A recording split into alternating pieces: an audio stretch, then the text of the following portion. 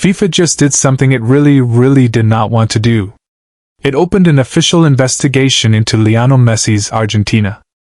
After the ugliest final in recent memory with players and coaches throwing punches and grabbing throats on the pitch, world football's governing body has been dragged into launching a formal probe. And a chunk of the Argentina squad is now staring down World Cup bans. So, here's the question everyone is asking, and the one I don't think we'll ever get a straight answer to. Did FIFA actually have to do this? Or is this a carefully staged show, a way to prove to a furious watching world that they don't favor Argentina after all? We may never know which it is. But here's what I do know for certain. Argentina are in serious trouble. And the players who were in that fight are in the worst trouble of all because there were cameras everywhere. The footage is damning and they got caught red-handed. Let me walk you through exactly how deep this goes. First, the game itself quickly because we have broken this match down in full elsewhere, and I will not rerun the whole thing.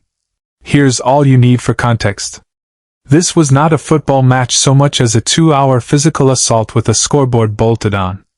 Somewhere in the region of 50 fouls, 5 yellow cards, and a performance from Argentina so cynical and so devoid of actual attacking football that they finished the biggest game on earth, having failed to put a single shot on target, while allowing Spain 12.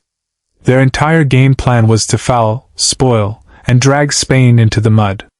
And it culminated in stoppage time at the end of normal play with Enzo Fernandez launching studs up through Spain's teenage defender Pau Kubari and earning a second yellow off. Argentina played all 30 minutes of extra time with 10 men, which made Enzo the first player sent off in a World Cup final since 2010. That's the mess. Now, here's the part that turned a bad night into a disciplinary one. When the final whistle blew, some Argentina players slumped to the turf, Messi among them. And then as Spain's squad sprinted across the pitch to celebrate, Nahuel Molina did the single dumbest thing a losing player can do. As Rodri jogged past him, Molina appeared to punch Spain's captain in the stomach. That was the fuse. Rodri turned, confronted him, and Molina squared up aggressively. Eric Garcia ran in to back up his captain. And that's when Leandro Paredes, who had been picking fights all night, arrived and grabbed Garcia by the throat, shoving him backward. Then Paredes went after Gabi, forcing him to the ground with a hand in his face while teammate Thiago Almada helped dump the Spaniard down. And it wasn't just players. Argentina's assistant coach Roberto Ayala was caught on camera apparently grabbing Garcia around the throat too, and then appearing to strike Spain's Dani Olmo. Off to the side, Nicolas Otamendi was in Rodri's face with a verbal barrage about crying to the referees. Scaloni, to his credit, sprinted around trying to pull his own people off the champions. It was, as Joe Hart put it on the BBC, disgusting behavior. Alan Shearer was blunter, saying Paredes threw 2 or 3 haymakers into someone's face. A world champion had just been crowned, and Argentina's response was to try to fight them. And here's where FIFA's nightmare truly begins because now they have to do something about it.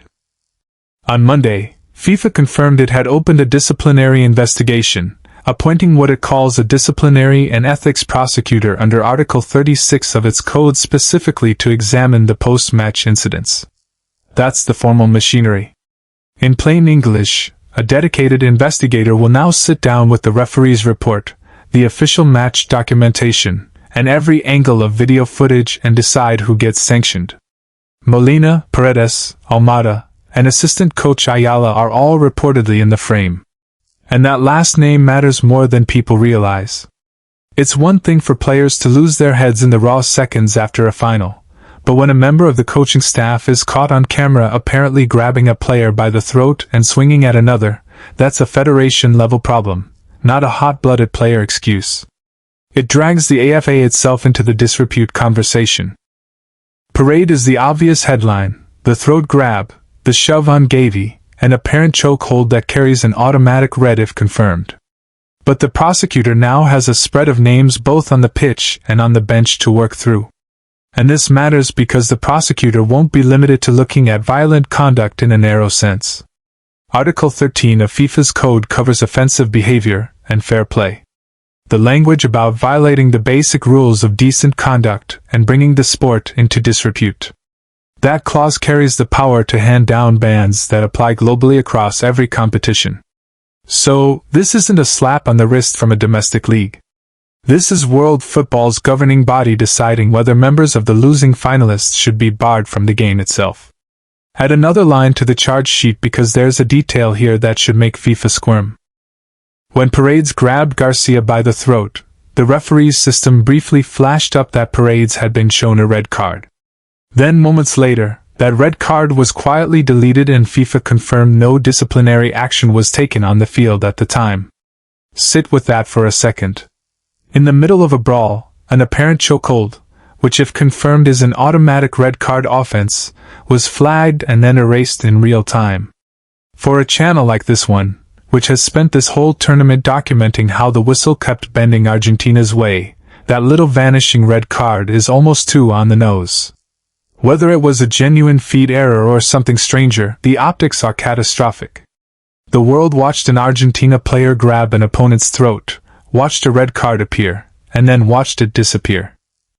FIFA now has to investigate after the fact the exact thing its own officials seemingly declined to punish in the moment. And just when you think one investigation is enough, here's why the title says the nightmare gets worse. FIFA is running a second probe on Argentina at the same time after the semi-final win over England. Argentina's players celebrated with a banner reading Las Malvinas son Argentinas. The Fallens are Argentines smuggled into the Atlanta stadium by supporters. FIFA explicitly prohibits political statements from players and teams, and it has already begun the process of potential disciplinary action. The players who held it up, reportedly Christian Romero, Giovanni Lo Celso, and Lisandro Martinez, could themselves face bans. And the Argentine Football Association is looking at a probable fine. So, this is not one incident. It's two open FIFA cases against the same team from the same tournament stacked on top of each other. The dossier keeps getting thicker. Now, let me take this seriously and be fair because the story has real nuance, and I'm not going to pretend otherwise.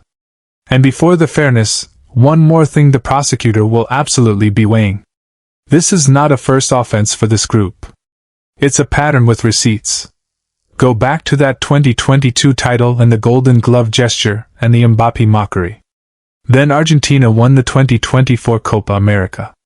And Enzo Fernandez, the same Enzo sent off on Sunday, had to publicly apologize after posting a video of a squad chant the French Federation condemned as racist and discriminatory.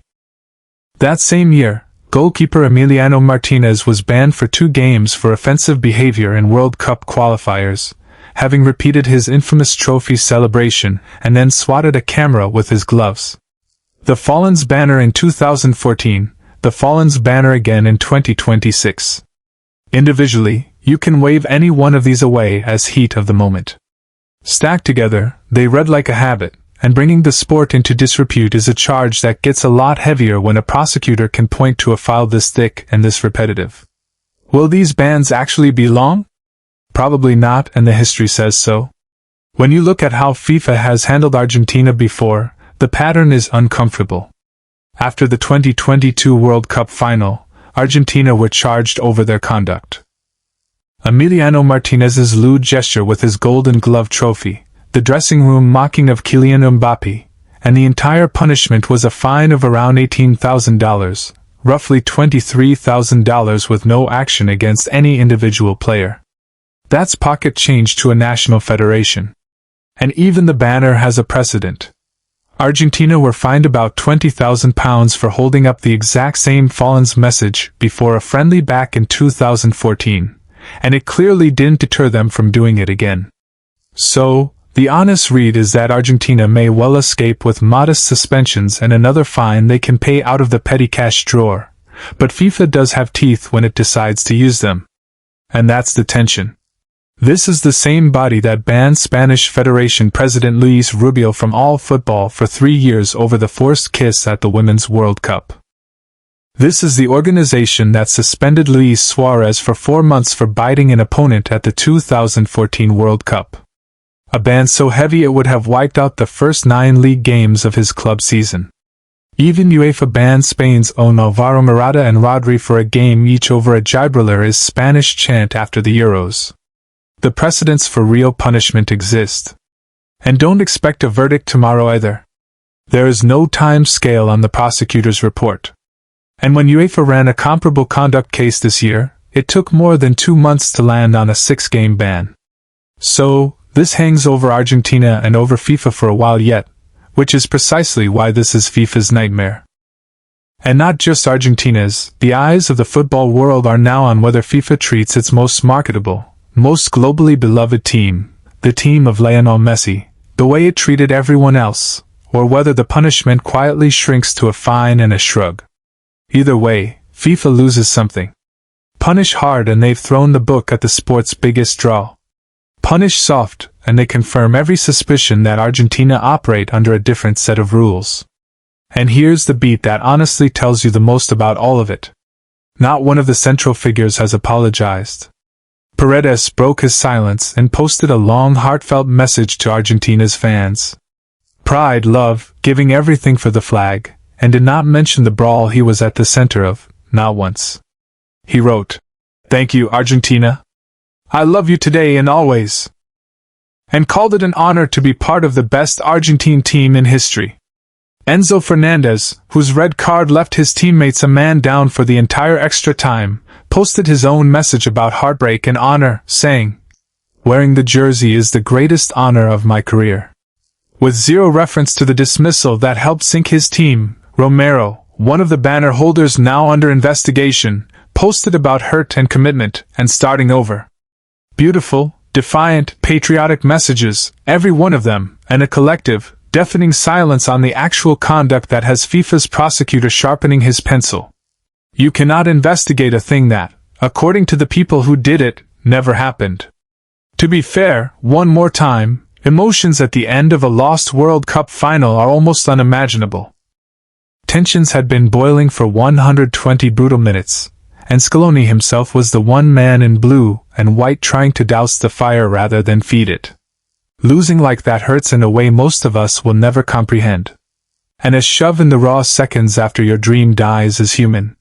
But there is a difference between a flash of anguish and a coordinated brawl involving players and coaching staff throwing punches and choke holds at newly crowned champions, and then refusing to acknowledge any of it happened. One is forgivable. The other is a pattern. And the pattern is exactly what FIFA's investigators are now being forced to name. So here's where it lands. Argentina came to this World Cup to defend a crown and left it defending themselves from a prosecutor. They lost the final on the field, then lost the plot off it, and now face 2 separate FIFA investigations, a stack of possible bans across the brawl and the banner, and a fine that may end up being the least of their problems. The nightmare gets worse for them because the consequences are only just beginning. And it gets worse for FIFA because there's no clean way out. They either discipline the most popular team on the planet, or they prove they never really will. The trophy went to Spain. The paperwork went to Argentina. And the vanishing red card went straight into the file marked questions FIFA doesn't want to answer. Where do you land on this one? Should FIFA come down hard, or is a lost final punishment enough? Let me hear it below. And when the prosecutor's report finally drops, I'll break down every sanction the moment it's official.